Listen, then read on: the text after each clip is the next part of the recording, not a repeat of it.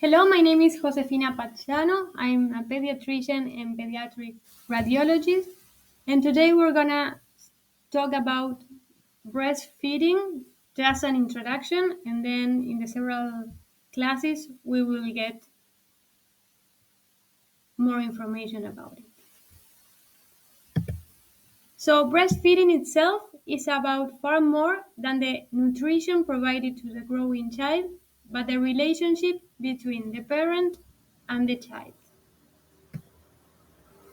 So to start, as something that we love in medicine is all the technical terms. So we're gonna talk about a little bit what contains the, the maternal milk. So human milk has a unique composition with antimicrobial, anti-inflammatory, immunoregulatory agents, and living leukocytes, all of which contribute to the developing immune system of the child. So there are a lot of terms. What is antibodies? What is immune system? So we're gonna try to do it the simplest way possible so that you can understand. So antibodies are proteins that are produced in the human body when a microbyte enters. So it's like an army that starts to recognize that microbyte and they get attached to it and they kill it. So that's something that is super superficial, but so that you can understand. So there are different types of antibodies. We will get to each one of them, but the most important and the one that you need to get aware of is the immunoglobulin A. That is the immunoglobulin that is in human milk. So any other milk formula or whatever is in the marketing in the marketing of milks, none of them has the immunoglobulin A. It's only in human milk. So we're gonna go slowly with that, but so that it gets clear that this type of immunoglobulin is only in human milk. So not all antibodies are the same. We have different types. Maybe during the pregnancy you got aware of some of them because normally you get tested to know if you have defense or you have been exposed to different microbites. So there are the most important three are immunoglobulin M, G, and A.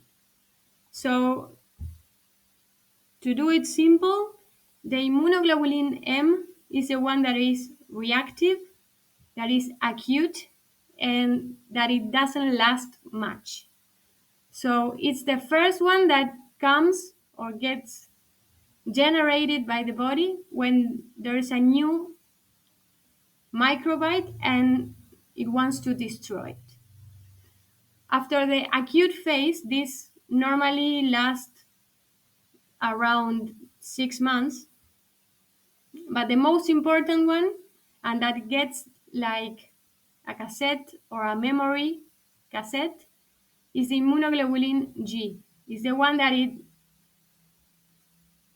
it's later on, the onset is later, that the number of antibodies start growing afterwards, but they are then stabilized, and we have a memory that whenever we have an exposure to the same microbyte, the body is already prepared to release the answer or this army much more fast or faster than if it was the first time that it was in contact with this microbyte.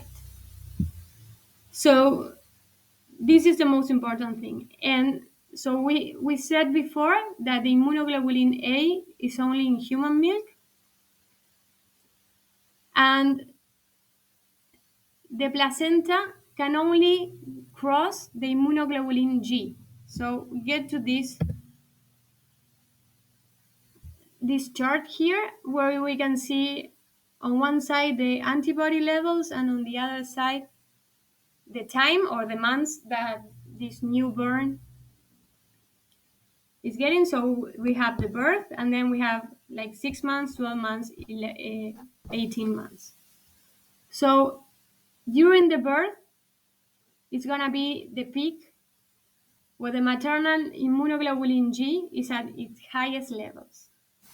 So normally this protection is until between 3 and 6 months.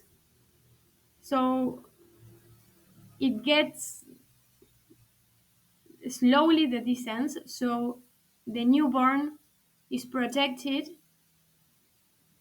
and at the same time its body is being exposed to microbes, so its own immune system is creating the antibodies.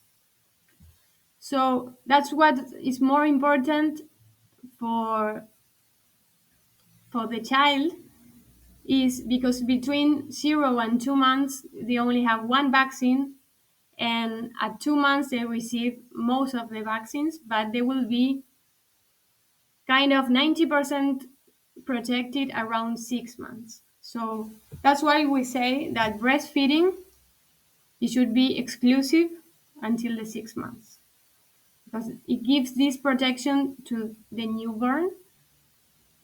In the meantime, that the protection from the mother is descending, and the baby is generating its own immune system. So about the immunoglobulin A, we said that this type of immunoglobulin A is in human milk.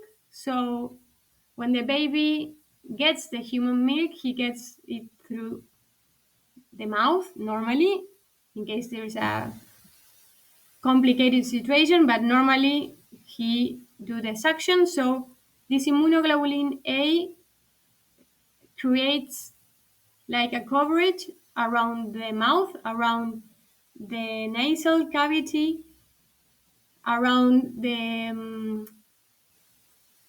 euthanasia tubes that are the small tubes where you get aired both ears, to say it simple, and the gastrointestinal tract. So normally this immunoglobulin A gets attached to the microbites, and they are eliminated, and they are not going to the blood of the child.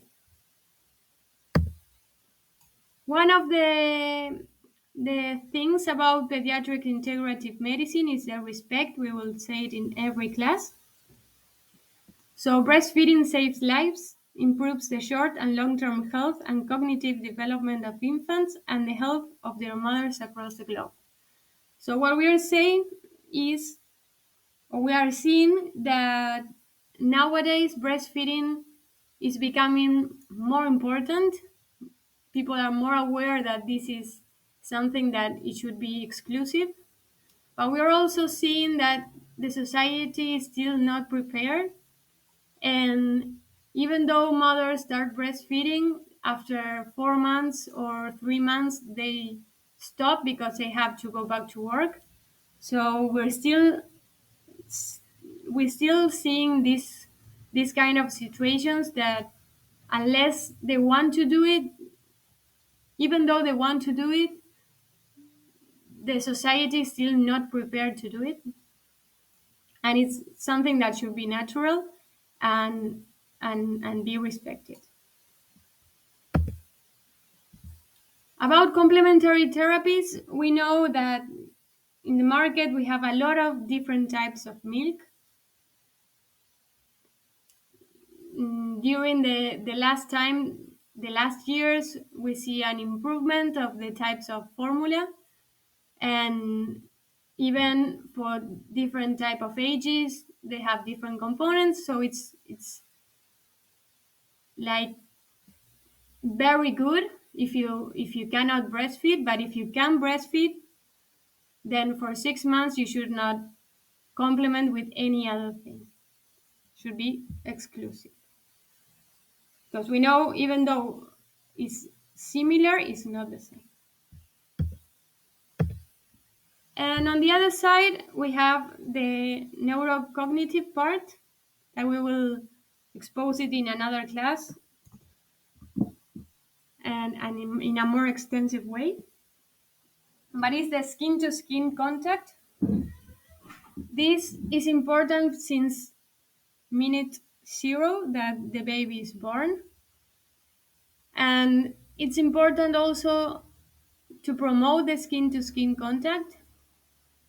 Try to get the correct technique of breastfeeding, and this is something that we see in hospitals now, that if everything is perfect and the baby and the mother have no problem, they get discharged in a day and a half or 2 days.